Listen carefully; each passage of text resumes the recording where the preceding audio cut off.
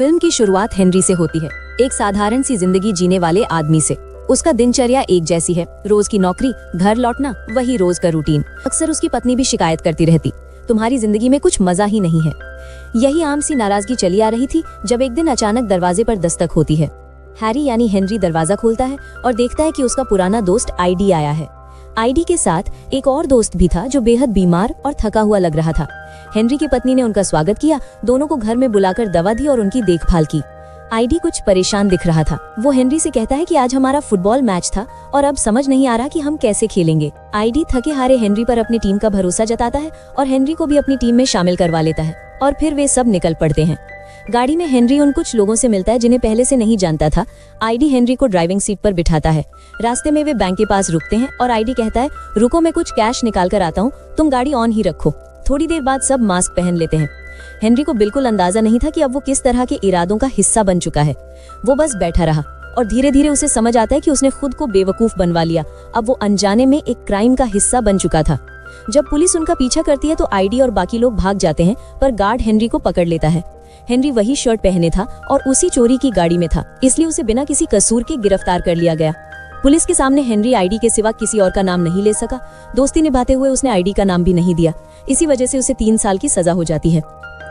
Jail में Henry की मुलाकात मैक्स नाम के एक बूढ़े कैदी से होती है। मैक्स उससे दोस्ताना रिश्ता रखता है, उसकी इज्जत करता है और उससे बातें करता है। एक दिन मैक्स हेनरी से पूछता है कि तुम्हारा क्या ख्वाब है। हेनरी कुछ सोचकर बोला, मेरा तो कोई ख्वाब ही नहीं है। इस बात से मैक्स गुस्सा हो जाता है। तुम्हारी जिंदगी कैसी है, बिना ख्वाब और बिना मकसद के? हेनरी, जिसने कभी गहराई से अपने बारे में नहीं सोचा था, चुप रह गया।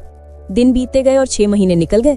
एक दिन हेनरी की पत्नी मिलने आती और बताती है कि अब उसे कोई और पसंद आ गया है।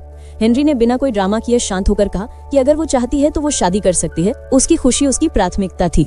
हेनरी ने बाहर जाकर किसी का दिल नहीं दुखाया और अपनी पत्नी को आजाद कर दिया। वहीं जेल में लोग मजाक करते हुए मैक्स से पूछते हैं कि रिलीजिंग इंटरव्यू में पुलिस को वो क्या बताएगा। मैक्स हंसकर कहता है, अगर मुझे पूछेंगे कि मैं बाहर क्या कर रहा हूँ तो मैं कह दूंगा कि घर जला दूंगा, सब तबाह कर दूंगा। इसी नटखटपन की वजह से मैक्स को दोबारा जेल में डाल दिया जाता है। जेल में लोग उसकी बातों पर हंसते हैं, पर मैक्स कहता है कि असल में वो जेल से बाहर निकलना ही नहीं चाहता। ये उसकी असली दुनिया है, उसका घर है।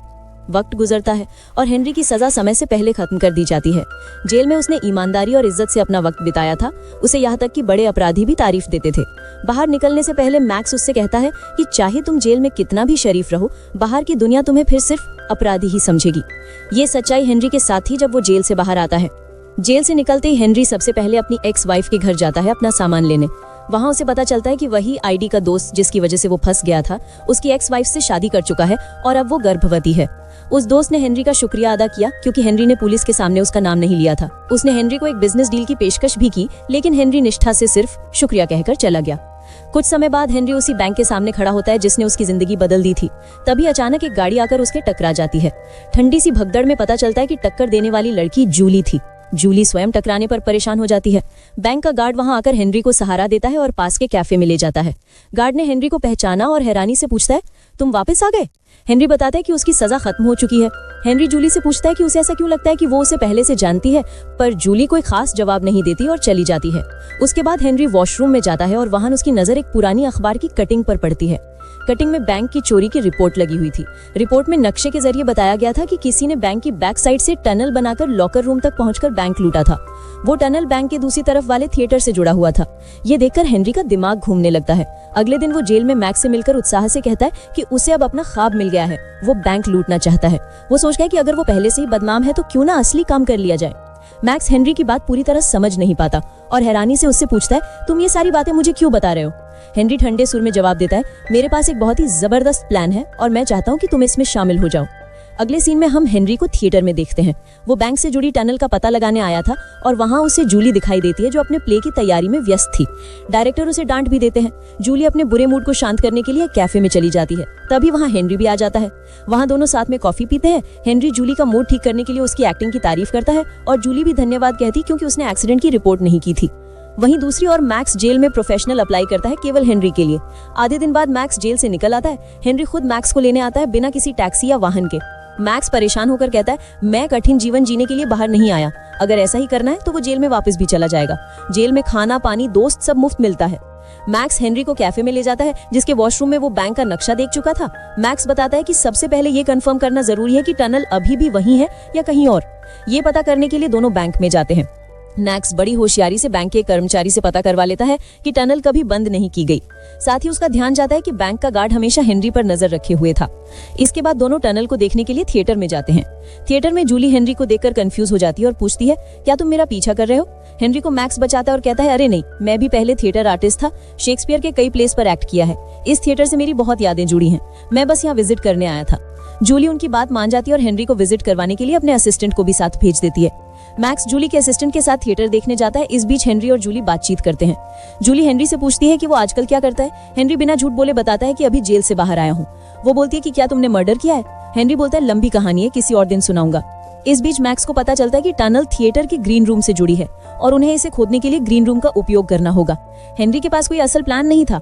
मैक्स ये सोचकर हेनरी के प्लान पर काम कर रहा था, लेकिन हेनरी का ध्यान उसकी बातों पर नहीं था क्योंकि वो आज जूली के साथ डिनर पर जा रहा था। डिनर करते हुए जूली बताती है कि वो एक बहुत बड़ी एक्ट्रेस बनना चाहती है। जब हेनरी से उसका ख्वाब पूछा जाता है तो वो साफ कह देता है कि उसका ख्वाब बैंक लूटने का है। जूली ये सुनकर शॉक हो जाती है और पूछती है, ऐसा क्यों? हेनरी पूरी कहानी बताता है कि कैसे मासूम होकर वो जेल में गया, अपने दोस्तों की सजा भुगती और अब वो बैंक रॉबर के नाम से मशहूर हो गया, तो उसने सोचा कि क्यों ना एक बार सच में बैंक क्राइम किया जाए। जूली हेनरी के इरादों और पर्सनालिटी दोनों से शॉक हो जाती है। एक तरफ उसके खतरनाक इरादे हैं और दूसरी तरफ उसकी सॉफ्ट पर्सनालिटी इतनी ईमानदार है कि जूली को वो पूरा सच बता देता है। जूली को उसकी ईमानदारी बहुत पसंद आती है। वो रात साथ बिताते हैं और सुबह होते ही हेनरी जूली को लेकर मैक्स के घर आता है। मैक्स वॉशरूम से निकलते हुए प्लान समझाने लगता है कि बैंक में कैसे घुसेंगे। बाहर आते ही हेनरी जूली को देखकर शॉक हो जाता है। हेनरी बोलता है कि बता दो, सारी बातें इसे पहले से ही पता है। मैक्स गुस्से में है कि हेनरी ने इतनी सीक्रेट बात किसी और को बता दी थी। जूली कहती है कि टनल के करीब रहने के लिए थिएटर में रोज आना जरूरी है। मैक्स कहता है कि हमें वही कमरा चाहिए जो प्ले के हीरो का ग्रीन रूम है। इसलिए मैक्स एक प्लान बनाता है। अगले दिन हेनरी और मैक्स थिएटर में जाते हैं। पहले से ही लोगों को परेशानी थी क्योंकि प्ले का हीरो भाग चुका था। मैक्स हेनरी को एक्टिंग करने के लिए कहता है। उसे एक्टिंग नहीं आती थी, लेकिन मैक्स के प्रेशर में उसने एक्टिंग की और वे उसे नए हीरो के रूप में रख लेते हैं। बाद में पता चलता है कि असल में ये सारा प्लान मैक्स ने ही बनाया था और उसने हीरो को कहीं और से ऑफर दिलवाकर यहाँ से भगा दिया था। जूली को ये जानकर गुस्सा आता है। हालांकि उन्हें ग्रीन रूम तक एक्सेस मिल चुका था, लेकिन जल्दी पता चलता है कि टनल को अकेले खोदना हेनरी और मैक्स के बस की बात नहीं थी। इसलिए वे हेनरी की एक्स वाइफ के पति से मिलते हैं जो पहले आईडी के साथ रॉबरी में शामिल था। वो कहता है, इतना झंझट क्यों करना, गन लेकर जाओ और रॉबरी कर लो। इस पर हेनरी गुस्से से जवाब देता है, मैं तुम्हारी तरह बेवकूफ नहीं हूँ। इसके बावजूद सभी बैंक लूटने के प्लान पर काम करते रहते हैं। इसी बीच हेनरी एक्टिंग में भी दिलचस्पी लेने लगता है। ये सिर्फ पैसों या थिएटर की वजह से नहीं, बल्कि अपनी जिंदगी को बदलने के लिए था। जूली के साथ रहकर और मंच पर खड़े होकर वो पहली बार अपने भीतर एक नई खुशी महसूस करता है। एक रात जब हेनरी, मैक्स और जूली खुदाई कर रहे होते हैं और लगभग बाहर निकलने ही वाले होते हैं, तभी पीछे से बैंक का गार्ड उन्हें पकड़ लेता है। गार्ड उन्हें रोकता है और खुद गाड़ी में बैठ जाता है। वो हेनरी को ध्यान से देखता है और कहता है, मुझे याद है, तुम उन्हीं लुटेरों के साथ थे जब बैंक लूटा गया था। इस बार कुछ उल्टा नहीं होने दूंगा। सभी घबरा जाते हैं और उससे पूछते हैं कि वो आखिर चाहता क्या है। गार्ड उन्हें आदेश देता है कि गाड़ी चलते रहो। वे एक सुनसान जगह पहुंचते हैं और तभी गार्ड सच बताता है, मैं तुम्हारे साथ बैंक लूटना चाहता हूँ। उसकी बात सुनकर सब हैरान हो जाते हैं और जूली पूछती है, ऐसा क्यों? गार्ड गहरी सांस लेकर बताता है कि उसने इस बैंक में 30 साल सेवा की है। उसकी पत्नी गंभीर रूप से बीमार हो गई थी और जब उसने बैंक से मदद मांगी तो उन्होंने उसकी मदद करने से साफ इनकार कर दिया। उसे इंश्योरेंस के पैसे भी नहीं दिए गए और उसी कारण उसकी पत्नी की मौत हो गई। अब वो रिटायरमेंट के करीब है और बैंक से अपना बदला लेना चाहता है। गार्ड न केवल उनके प्लान में शामिल हो जाता है, बल्कि उसे और भी मजबूत बना देता है। वो उन्हें बताता है कि किस दिन बैंक में सबसे ज्यादा कैश आएगा। उसने ये भी बताया कि बैंक में करीब 100 करोड़ डॉलर का कैश रखा जाता है। उसकी ये बात सुनकर सबके भीतर जोश भर जाता है।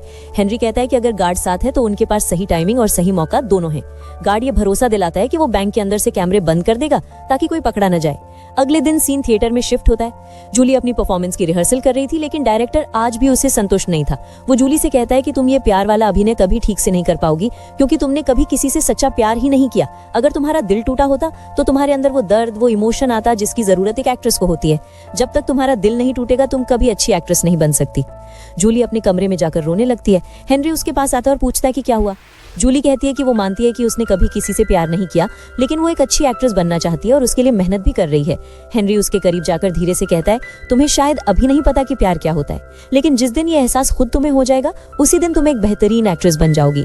रात का समय आता है और सीन मैक्स के घर शिफ्ट होता है। यहाँ तीनों बैठकर बैंक लूटने का फाइनल प्लान डिस्कस कर रहे होते हैं। सारी तैयारी लगभग पूरी हो चुकी थी और वो दिन भी करीब आ चुका था जिस दिन उन्होंने बैंक लूटने का फैसला किया था।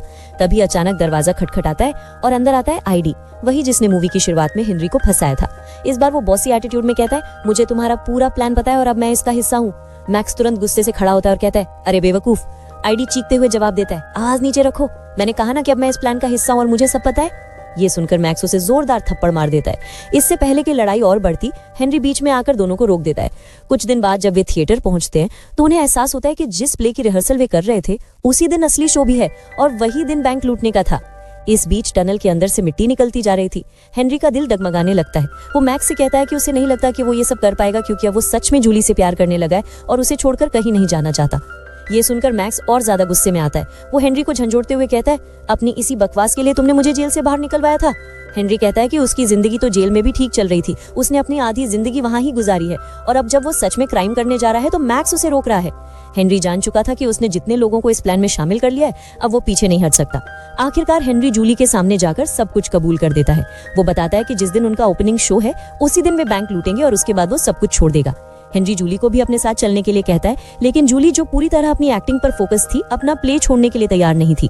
ये सुनकर उसका दिल पूरी तरह टूट जाता है। वो आंसुओं में कहती है, अगर तुम्हें जाना ही था और मुझे धोखा देना ही था तो तुमने मुझसे प्यार के वादे क्यों किए? तुमने बस मेरा इस्तेमाल किया थिएटर में आने जाने के लिए। मेरी गलती है, हाँ मेरी गलती है कि मैंने तुम जैसे चोर पर भरोसा किया।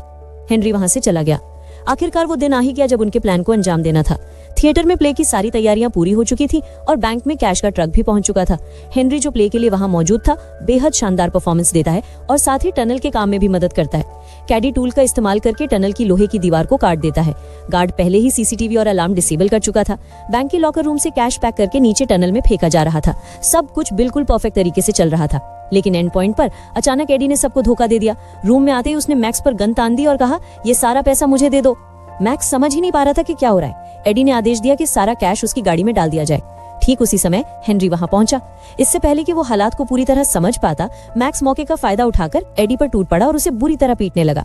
हेनरी ने बीच बचाव की कोशिश की, लेकिन मैक्स के धक्के से वो दूर जा गिरा। इस बीच एडी की गन मैक्स के हाथों में आ चुकी थी। एडी ने अपनी गन वापस लेने की कोशिश की, लेकिन धक्का मुक्की में गलती से ट्रिगर दब गया और गोली हेनरी की टांग में जा लगी। दर्द से कराहते हुए भी वो वहीं नहीं रुका। वो खून बहते हुए भी स्टेज पर लौट आया क्योंकि वो जूली के बिना नहीं रह सकता था। जूली उसे देखकर घबरा गई और बोली, तुम्हारा खून निकल रहा है। हेनरी मुस्कुराकर बोला, इसे छोड़ो, बस मेरी बात सुनो। मैं तुम्हें बताना चाहता हूँ कि मैं तुम्हारे बिना नहीं रह सकता। मेरे लिए पैसे की कोई कीमत नहीं है। मेरी जिंदगी में अगर कुछ मायने रखता है तो वो सिर्फ तुम हो। जूली हैरान थी क्योंकि वो जानती थी कि ये सब प्ले का हिस्सा नहीं बल्कि असलियत थी। हेनरी का दर्द और उसके जज्बात बिल्कुल सच्चे थे। सब कुछ इतना नेचुरल और भावुक था कि थिएटर के अंदर तालियों की गड़गड़ाहट गूंज उठी।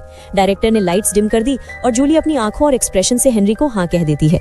आखिरकार हेनरी को उसकी लाइफ पार्टनर जूली मिल गई। वहीं दूसरी ओर रॉबरी का पैसा कुछ दिन बाद मैक्स ने उसे पहुंचा दिया। इसी के साथ ये कहानी यही समाप्त होती है।